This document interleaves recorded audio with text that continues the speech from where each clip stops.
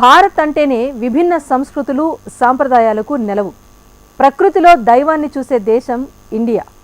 ప్రధానంగా కోట్లాది మంది హిందువులు చెట్టు పుట్ట వన్యప్రాణుల్లోనూ దైవాన్ని చూస్తారు. అంతే భక్తి శ్రద్ధలతో పూజిస్తారు. అలా మధ్యప్రదేశ్లోని ఓ కుటుంబం వందల ఏళ్లుగా వింత రాళ్లను తమ కులదైవంగా పూజిస్తూ వచ్చింది. వాస్తవానికి అవేంటో కూడా ఆ కుటుంబానికి తెలియదు.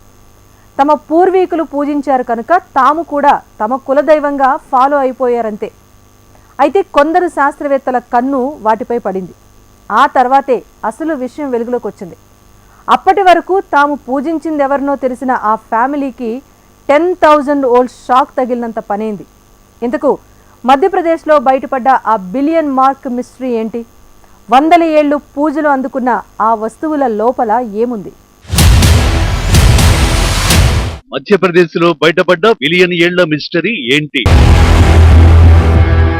వందల ఏళ్లుగా పూజలందుకున్న ఆ రాళ్లలో ఏముంది?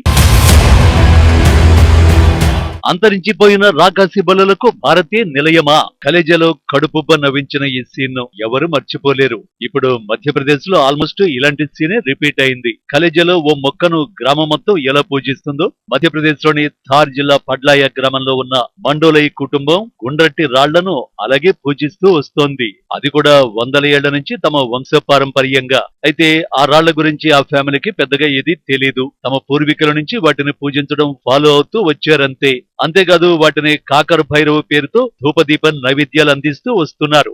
ఈ క్రమంలో ఈ వింత ఆకారాలు ఉన్న రాళ్లపై శాస్త్రవేత్తల కన్ను పడింది. భూమి మీద విచిత్రమైన రాళ్లు చాలానే ఉన్నా అవి మాత్రం సైంటిస్టులను ఆకర్షించాయి. ఇంకేముంది, కాలేజీలో ఆలీం మొక్క పీకినట్టుగా శాస్త్రవేత్తలు కూడా వాటిని పరిశీలించడం మొదలు పెట్టారు. అయితే అక్కడ అలీకి ఇచ్చినట్టు ఇక్కడ పచ్చబొట్టు పనిష్మెంట్ లాంటిదే ఇవ్వలేదు. శాస్త్రవేత్తల పరిశోధనకు కోఆపరేట్ చేశారు. ఆ తర్వాతే వందల ఏళ్లుగా తాము పూజిస్తున్న కాకర భైరవ్ కోట్ల సంవత్సరాల క్రితం భూమిని ఏలిన డైనోసార్లని తేలింది.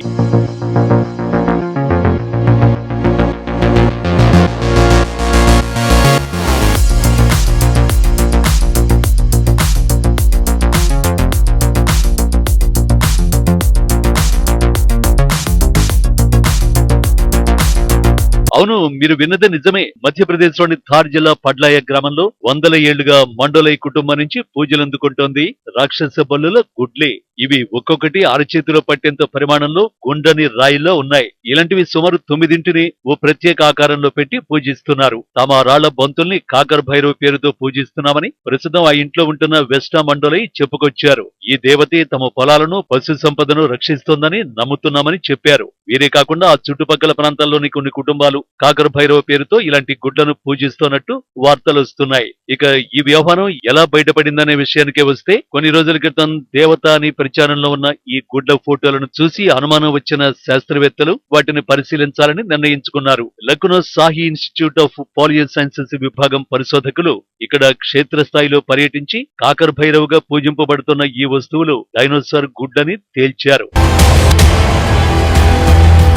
నిజానికి డైనోసార్లలో చాలా జాతులు ఉన్నాయి. టైటానోసారస్ కూడా ఒకటి. ఇప్పుడు మధ్యప్రదేశ్ లో పూజలందుకుంటున్న గుడ్లు టైటానోసారస్ కు చెందినవే. సుమారు 7 కోట్ల సంవత్సరాల క్రితం ఈ టైటానోసారస్లు భూమి మీద మనుగడ సాగించాయని ఓ అంచనా. ఇవి ఈ భూమి మీద జీవించిన అతి పెద్ద రాక్షస బల్లుల్లో ఒకటిగా మన దేశంలో మధ్యప్రదేశ్ చుట్టుపక్కల నర్మదా నది పరివాహక ప్రాంతంలో విరివిగా సంచరించినట్లు ఆధారాలు ఉన్నాయి. 1877లో తొలిసారి ఈ విషయాన్ని కనుగొనగా తాజాగా ఈ ఏడాది మొదట్లో వాటికి సంబంధించిన 250 గుడ్లను శాస్త్రవేత్తలు నర్మదా నది లోయల్లో కనుగొన్నారు. ఢిల్లీ విశ్వవిద్యాలయం, Indian institute of science education research కి చెందిన శిలాజ శాస్త్రవేత్తల అధ్యయనం ప్రకారం మధ్యప్రదేశ్ లోని నర్మదా నది పరివాహక ప్రాంతంలో ఉన్న బాగ్, కుక్షి ప్రదేశాల్లో జరిపిన తవ్వకాల్లో పొడవాటి మెడతో ఉండే శాకాహారులైన టైటానోసార్లకు చెందిన 256 గూళ్లు బయటపడ్డాయి. అసాధారణ రీతిలో ఇక్కడ వీటి నివాసాలు బాగా దగ్గరగా ఉన్నాయని శాస్త్రవేత్తలు అప్పట్లో తెలిపారు. అప్పటి నుంచే భారత్లో డైనోసార్ల సంచారంపై పరిశోధనలు ఊపందుకున్నాయి.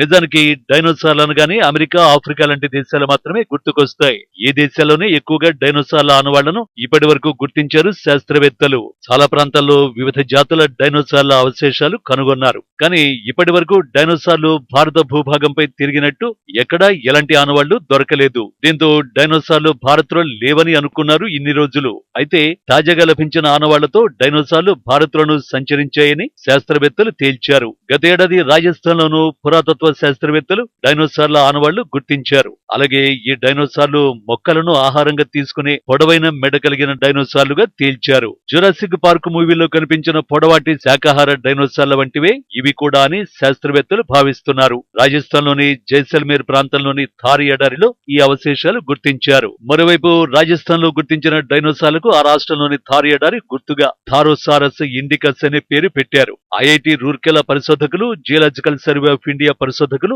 ఈ విషయాన్ని వెల్లడించారు. రాజస్థాన్ లోని జైసల్మేర్ లో లభించిన ఈ డైనోసార్ ఆనవాళ్లను గతంలో ఎక్కడా గుర్తించలేదని పరిశోధకులు తెలిపారు. ఈ డైనోసార్ సుమారు 177 మిలియన్ సంవత్సరాలు అంటే 17.7 కోట్ల సంవత్సరాల క్రితం భూమిపై సంచరించినట్లు పరిశోధకులు అంచనా వేశారు. డైనోసార్లలో మాంసాహారులతో పాటు భారీ శరీరం కలిగి పొడవైన మెడ ఉండే శాకాహార డైనోసార్లు ఉండేవని తెలిపారు. తాజాగా లభించిన డైనోసార్ల అవశేషాలు మరింతగా పరిశోధించి భారత భూభాగంపై డైనోసార్ల పరిణామ క్రమాన్ని తెలుసుకోబోతున్నట్టు శాస్త్రవేత్తలు వెల్లడించారు. ఈ వివరాలు సైంటిఫిక్ రిపోర్ట్స్ పత్రికలో ప్రచురితమయ్యాయి.